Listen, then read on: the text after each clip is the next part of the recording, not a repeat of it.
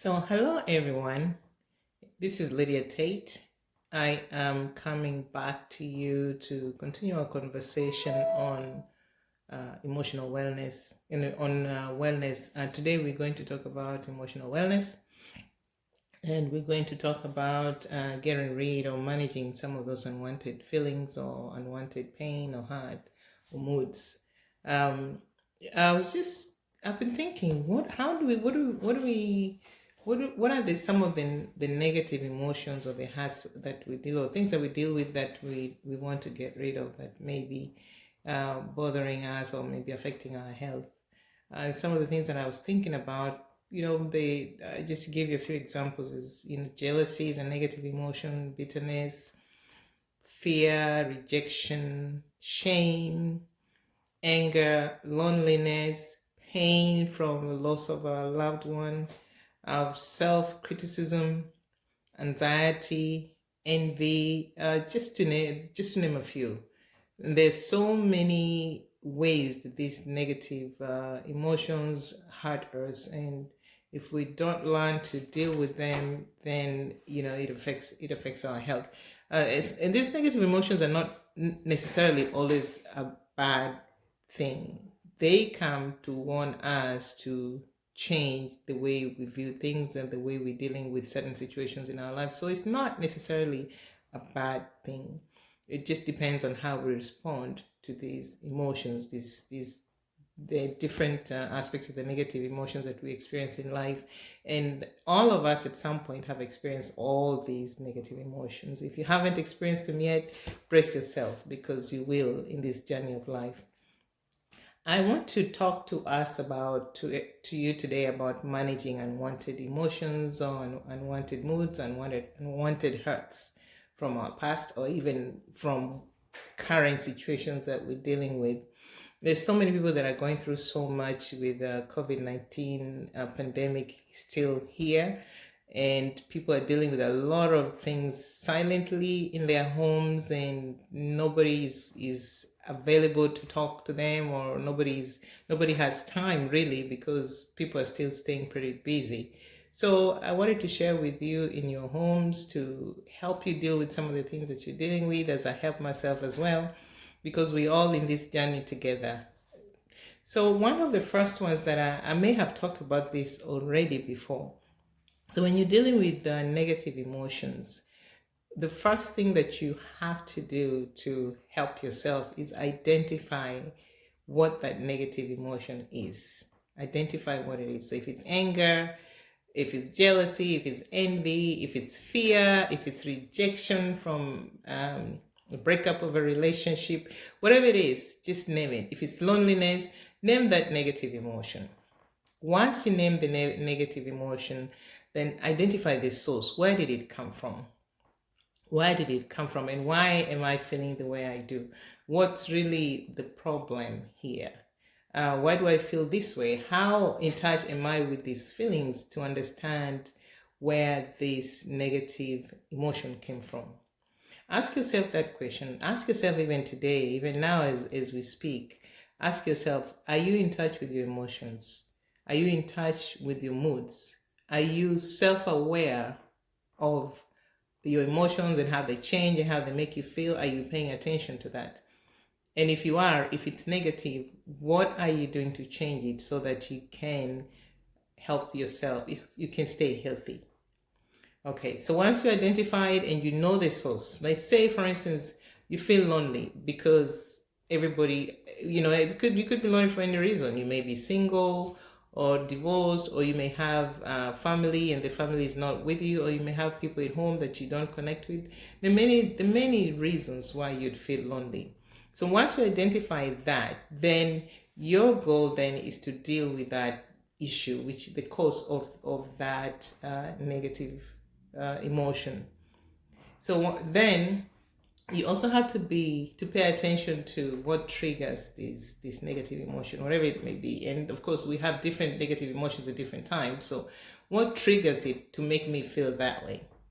So I was talking to a friend of mine, and one of the things that she was talking about is she's wanted to have a second child for a long time, and she's struggled. When she sees other people with young kids, she struggles, and it's become a pain, a thorn in the flesh, so to say, when she sees that other people are having children and she's not able to have children. So she feels pain in her heart, and so she knows that the source of her pain is because she want to have another child.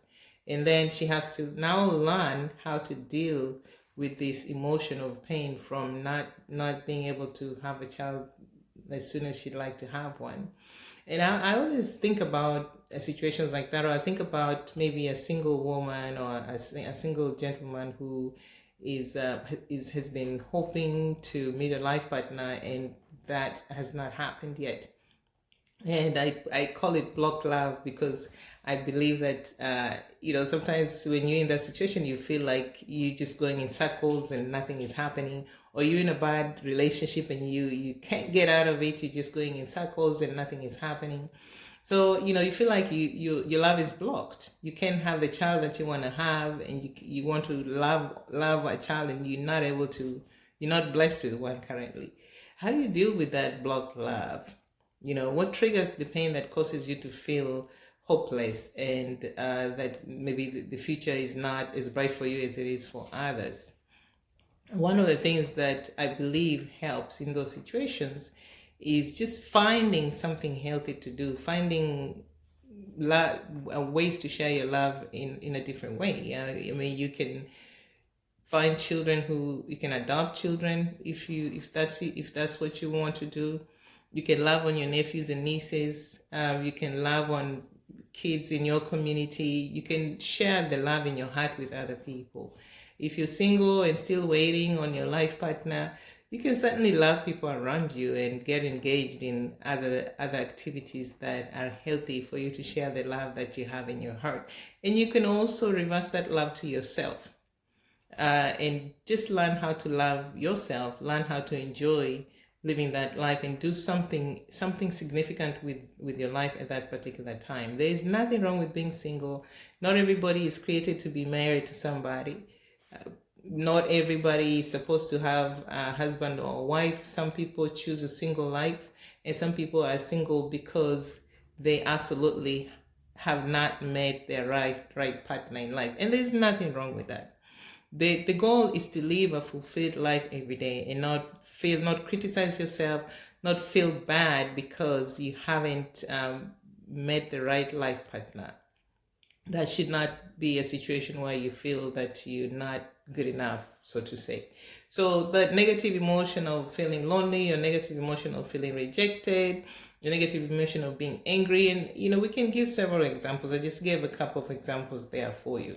So dig deep, not on the surface, to really understand what triggers these negative emotions in your life. If they're causing you to be depressed, if they're causing you to, to feel some kind of way. And I always say, our five senses tell us what's going on. So you can, when you're in an environment and maybe you smell something and it triggers something about you, then that's your body telling you change your environment. If you eat something and it reminds you of a bad situation, change your environment, change what you're doing.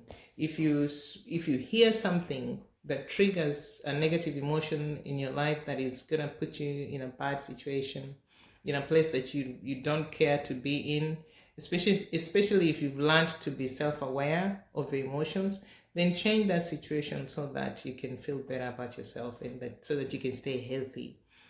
Another way that we can manage those emotions, of course, is challenging those feelings to use them in a positive way.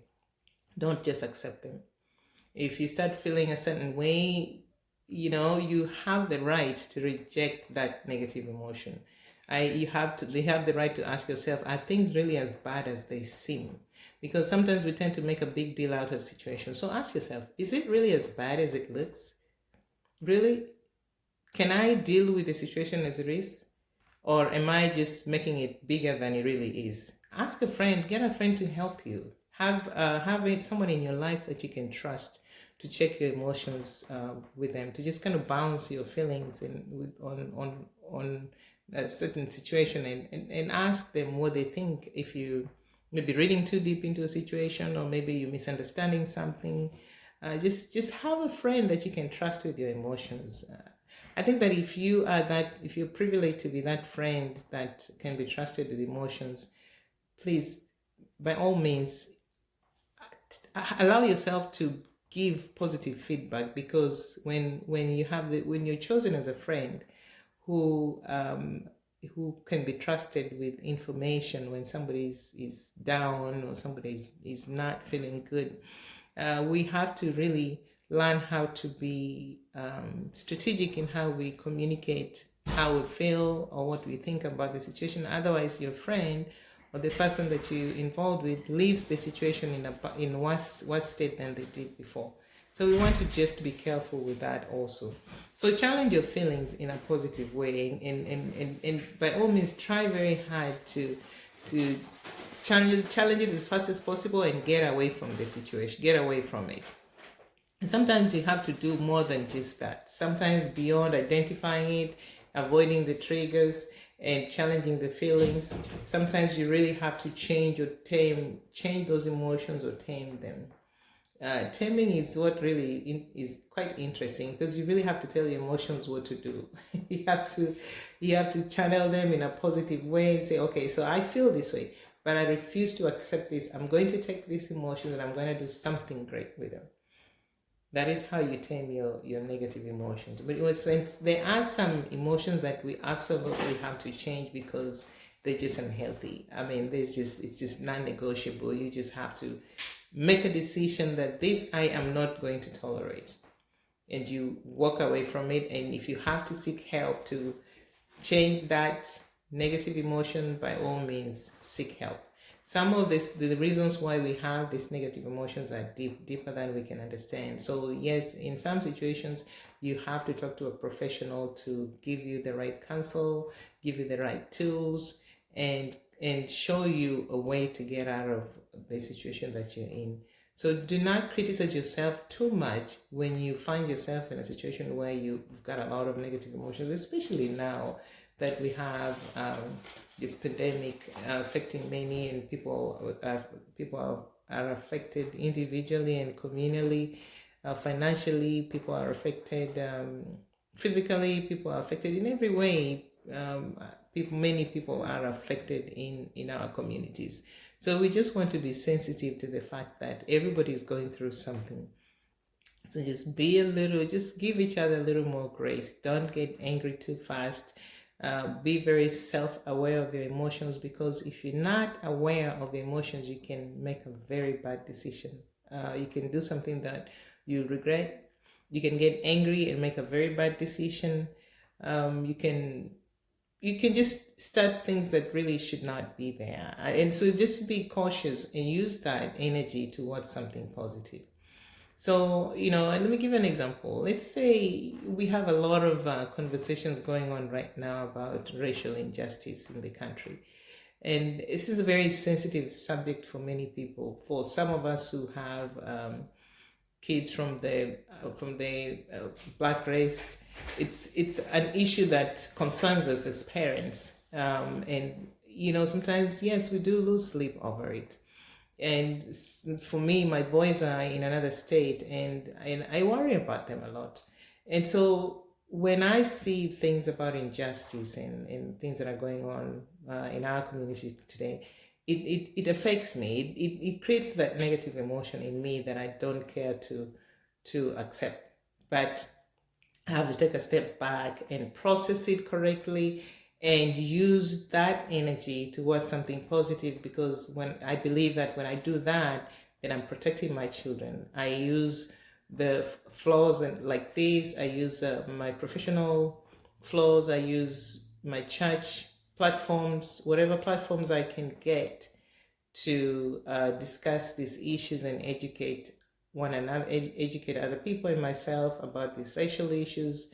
I use those platforms to make a difference. So and so I believe that we have to take any kind of negative situation in our lives, or whatever gift you have, or whatever ability you have to help others learn more and share what you know and have and learn also from others. I think that it's important to use those channels to create positive emotions within yourself and within people around you. So I think most importantly, I don't think it's good to throw a pity party in those situations. Just use the injustice to do something positive for yourself. And I'm sure that when you do, I always believe that there is a higher power that helps us go through life. There's a higher power that gives us the energy and the strength and the wisdom to go through life when we choose to do things in a certain way. So I believe that we can actually achieve as we can achieve peace of mind. We can have love in our hearts. We can have joy. We can be patient. We can be more patient. We can be kinder. We can have goodness in us. We can be gentle. We can be faithful. We can have self-control. I think self-control is one of those virtues that is needed, especially now, because people are snapping for almost nothing, because we just have a lot that's deep in our hearts that we're dealing with. So we want to try very hard to work hard on our negative emotions and develop these positive emotions that are good for us. We get rid of the negative emotions, because now our body and our mind and our souls have made us aware that we're carrying a weight that we shouldn't carry, and it's not good for us. It can cause illnesses in our bodies. It can cause terminal illnesses. Now we know we have to change that for sure. Otherwise, if we continue carrying the negative energy, it affects the hormone imbalance. It affects the hormone balance in our bodies. We have hormone imbalances, chemical imbalances in our brains as well. We develop terminal illnesses that would pretty much cost us our lives. So we have to work very, very hard to gain and develop the right emotions in our systems and within our hearts and with our family members and people around us. I always say that to me, I think that it's important to always include prayer in everything that you do. At least for me, prayer works. For me, in my personal work and how I've dealt with the negative emotions and the things that I've had to deal with in life, I have learned that things work better for me when I get on my knees and when I pray. I've learned that things work better for me when I give my trouble to God. And I've learned that I have the wisdom and the knowledge to do better and to improve and to implement positive strategies in my life when I seek God to help me with them. Because we're in a rat race life, we're constantly running, we're constantly doing things, and sometimes we don't have time to meditate on these things that we're learning today. So sometimes we have to seek, or not sometimes, always seek higher power, whatever you believe your higher power is. For me, it's God, and so I go to God to be my source and to strengthen me and to get me to where I need to get to. I hope that you have a good weekend and happy Friday. Thank you. Bye-bye.